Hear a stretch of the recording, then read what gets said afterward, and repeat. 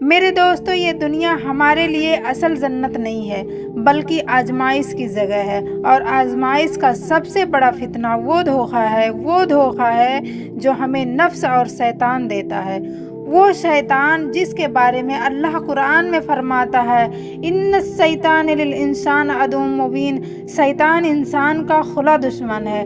آج جوانوں کے دلوں میں ایک خیال ڈال دیا گیا ہے، یہ خیال ڈال دیا گیا ہے ابھی تو پوری عمر پڑی ہے، ابھی زندگی انجوائے کرنی ہے، ابھی تو لطف اندوز ہونا ہے، ابھی تو مرنے میں بہت ٹائم ہے، ابھی تو خوب عیاشی کرنی ہے، بعد میں توبہ کر لیں گے۔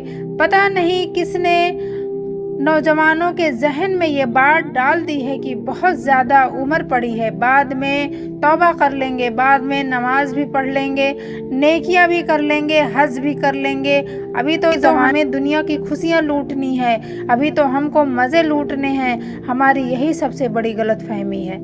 بڑی غلط فہمی یہ ہے جو ہم بعد میں باتوں کا دھوکہ ہے، نہ بعد میں نماز بھی پڑھ لیں گے، بعد میں توبہ بھی کر لیں گے، یہ بھی بعد میں کا دھوکہ ہے، نہ یہی دھوکہ انسان کو جہنم میں لے کر جاتا ہے، کیونکہ یہ دھوکہ شیطانی دھوکہ ہے۔ شیطان کسی کو بھی برا کام کرنے سے فوراً نہیں روکتا، بالکل بھی نہیں روکتا، فوراً نہیں روکتا، کیونکہ شیطان سب سے پہلے نیکیاں کرنے سے روکتا ہے، اچھے کام کرنے سے روکتا ہے۔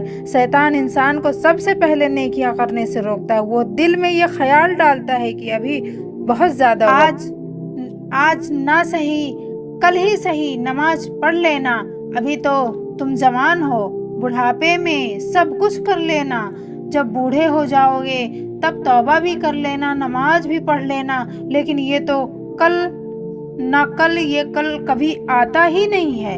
میرے دوستو، موت کا کوئی بھی وقت مقرر نہیں ہے، میرے دوستو، موت کا کوئی بھی وقت مقرر نہیں ہے، نہ بڑھاپے کی شرط ہے، نہ بیماری کی شرط ہے۔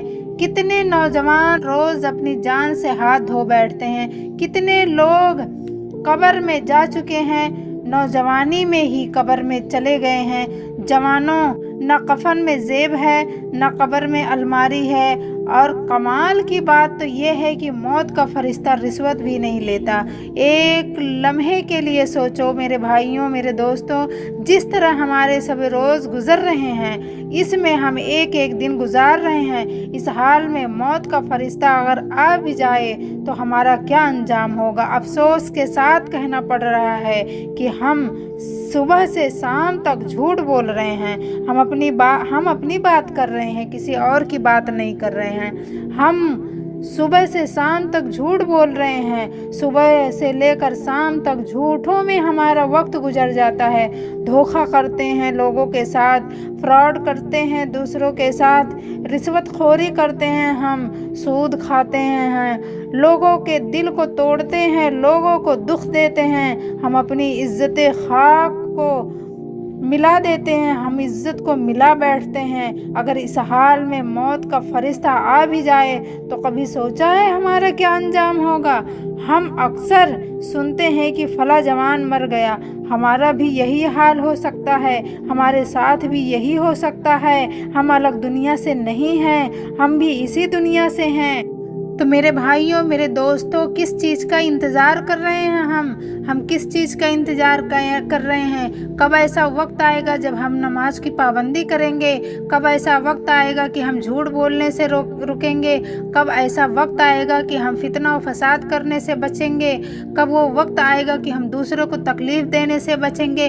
کب وہ وقت آئے گا؟ میرے بھائیوں، موت کسی کا انتظار نہیں کرتی اور نہ تو کسی پر رحم کرتی ہے، کیونکہ موت کے اندر رحم نام کی کوئی چیز نہیں ہے۔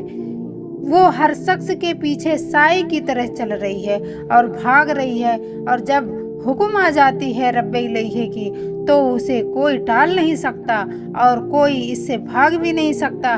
اس لیے زندگی میں ہی اچھے کام کر لیں، کیا پتہ زندگی کل تک ہی ہو یا ابھی تک۔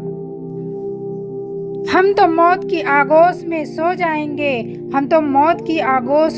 جائیں گے، لیکن کبھی سوچا ہے جب ہمارے اعمال کے بارے میں ہم سے پوچھا جائے گا، جب ہمارے اعمال کے بارے میں ہم سے پوچھا جائے گا جب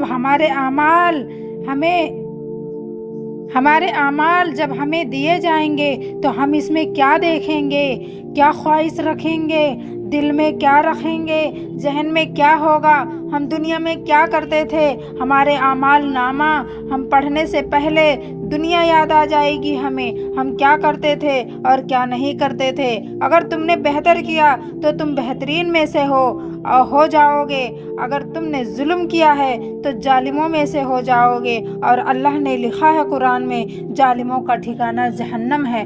جہنم وہ چیز ہے چیر دینے والی، بھسم کر دینے والی چیز ہے، ہمارے اتڑیوں کو سڑا کے گرا دینے والی چیز ہے۔ میرے دوستو، رحم کرو خود پر اور دوسروں پر بھی، مت کھاؤ سود اور مت کھلاؤ سود، دونوں میں بھاری نقصان ہے۔